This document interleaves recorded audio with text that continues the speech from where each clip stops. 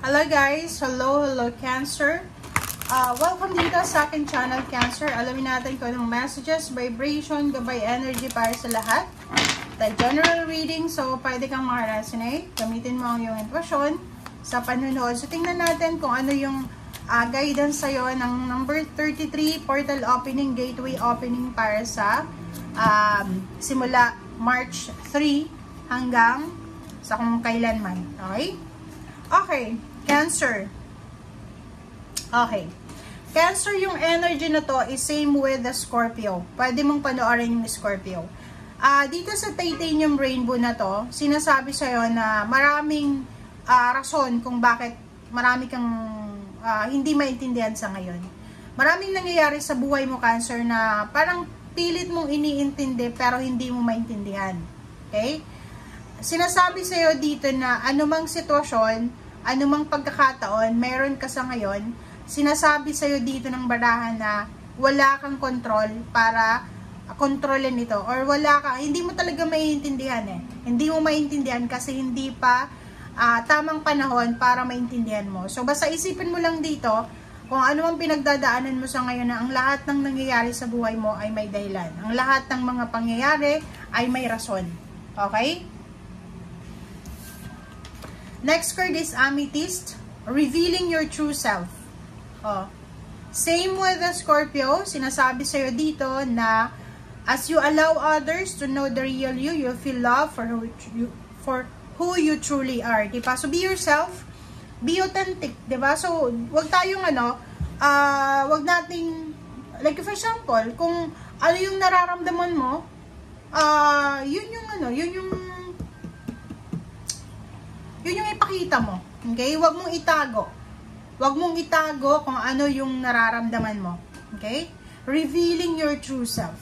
Okay? Nakikita ko sa'yo dito na marami kang talagang hindi maiintindihan sa ngayon. Okay? But, siguro kung talagang gusto mo na makuha yung konting answer sa mga confusion na gagalingan ng emosyon na yan, siguro ang gawin natin is mag-pray ka. Pray to God na sana ibigay sa'yo ng Panginoon yung tama. Okay? Yung tamang information, yung tamang sagot, yung tamang para sa'yo. Kasi, nakikita ko sa'yo dito, you attract people na hindi talaga para sa'yo. Like for example, so, eto hindi ito makaka-resonate sa lahat May iba lang na Cancer na hindi sila totoo sa kanilang pinapakita. Mali ka ng pinapakita. For example, may isang kapamilya, doon lang tayo sa kapamilya, kapatid. Pwedeng dalawa yung kapatid mo. Yung isang kapatid mo, pinapakitaan mo siya ng maganda sa harap niya. Yung isang kapatid mo naman, pinapakitaan mo siya ng maganda sa likod niya. Parang ganun. So, nakikita ko sa'yo dito na siguro ikaw lang makakasagot kung bakit nangyayari ito sa ngayon. But, mahirap natin tong kunin. Kasi ngayon sinasabi sa maraming layers, dimension, kung saan nanggagaling ang sitwasyon na to. Okay? Hindi aabutin yun ng kahit isang taon mong pag-isipan yan, gabi-gabi hindi ka matulog. Hindi mo mahanap yung sagot dyan eh. Kasi minsan, meron tayong mga ginagawa sa sarili natin eh, na parang, hindi lahat ng Cancer, ganon, but may mga iba na Cancer na akakala natin, perfect tayo, na hindi tayo nagkakamali, parang ganon. So, dito sa baraha mong ito, revealing your true self, sinasabi na wala kang matututunan sa buhay kung palagi natin iisipin na tayo ay palaging tama. Okay?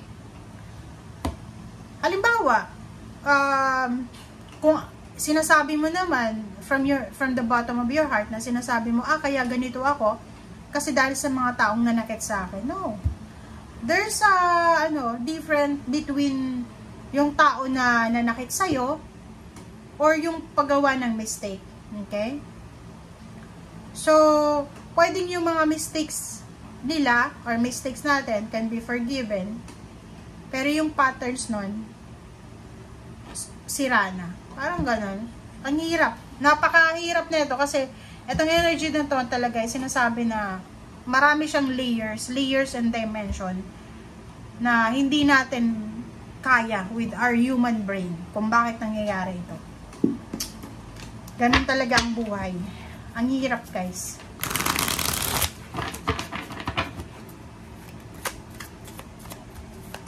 Oops, sorry. Okay, Cancer. Chariot. Chariot card, sinasabi sa'yo dito na it's time to move on. It's time to be positive. So, nakikita ko sa'yo dito na pwedeng yung isa sa mga possible opening, gateway opening, portal opening na mag-open sa'yo is yung financial mo. Sinasabi ng baraha sa'yo dito, Cancer, nasaan ka man ngayon? Kung nasaang lugar ka sa ngayon, hindi dyan yung lugar na yayaman ka. Hindi yan yung lugar na naka-destiny talaga para bigyan ka ng financial success. Dito sinasabi, you need to travel, you need to relocate, you need to change, diba? Transform, diba? Para makuha mo yung Queen of Coins. Sinasabi ng baraha na nasaan ka man sa ngayon, hindi ka dyan, hindi yan yung pwedeng dyan ka lang magtatrabaho, pero hindi ka dyan naka-destiny na mag-prosper talaga. Okay, tingnan natin.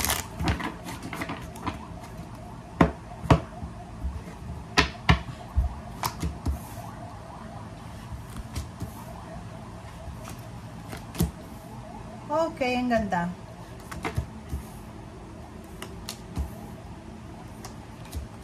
Okay, Cancer. Tingnan mo yung message sa'yo.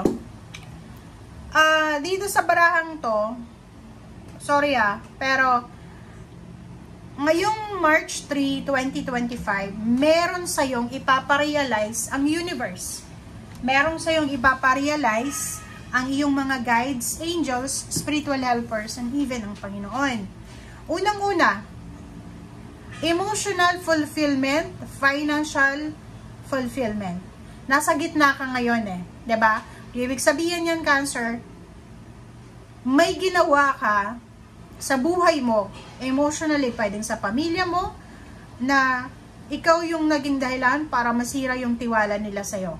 Or pwedeng may ginawa ka na may mistakes ka dito na pinagsisisihan mo sa ngayon, kaya hindi ka magkaroon ng masayang pamilya. Kompleto, masaya, and successful family life. Parang ganon.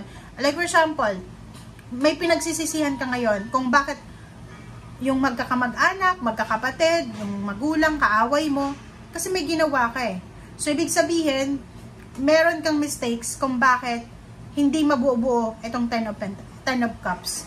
At the same time, sa money din, siguro maraming beses sa buhay mo na nakahawa ka ng malaking halagang pera.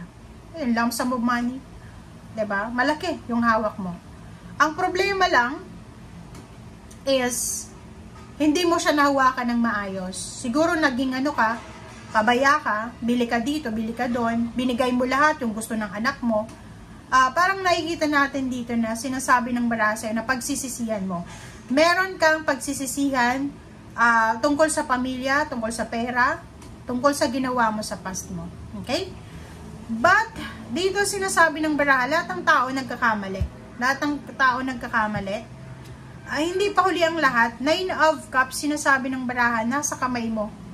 Ikaw yung, ikaw yung magiging susi sa kung ano man na happiness, emotional, financial happiness na gusto mo. Nakikita ko sa'yo dito, sa ngayon, simula ngayong March 3, kung ano yung nasa sa isip mo, sundin mo kung ano yung sinasabi ng intuition mo. Yung iba sa inyo dyan, pwedeng nagmamanifest kayo ng bahay, ng kasal, nagmamanifest kayo ng perfect family, pero wala naman kayong ginagawang aksyon para maayos yung pamilya. So, dito sinasabi na kahit hindi mo man aminin, sobrang ma-pride ka, 'di ba? Ma-pride ka Pero, sinasabi ng baraha sa'yo na once na nilet go mo yung pride mo na yan, unti-unti mo makukuha yung stability and balance. Walang mangyayari dyan, makinig ka, okay? Makinig ka, Cancer, Isipin mo, okay, eto lang isipin mo, walang taong mag-stay dito sa mundo ng buhay, 'di ba? If you're having problem with your family, regarding money, regarding emotion, siguro walang saysay yung pride natin. Kasabihin ako, nagkamali sila, nasaktan ka nila, nakasakit ka, but end of the day, paano yun? End of the day, 'di ba? Pamilya mo rin. Kahit sabihin natin, hindi, mabubuhay ka nang wala sila. No. Walang sino man ang nabubuhay dito sa mundo nang walang kapamilya. Okay? And the more na magiging ma-pride tayo, the more na parang iisipin na natin na kaya nating mabuhay mag-isa, the more talagang ipapakita sa'yo ng universe na you need someone, you need your family, you need someone na kailangan mo talaga sila. Okay? So, yan guys. I hope na wag kang magalit sa akin kasi binabasa ko lang Binabasa ko lang. Tingnan mo, ang dami-daming blessings na darating sa'yo Bahay, lupa, emotional happiness, pera. Pero, parang yung ego natin, siya yung kumukontrol Hindi makapasok-pasok yung swerte sa buhay mo dahil sa mga dala-dala mo. Okay? Let go, let them go. Or pwedeng ibagsak mo muna yan, ibaba mo muna yung ego mo, or yung mga bagahe mo na yan, mga grudges, resentment. Start over. Okay? Thank you guys. Bye!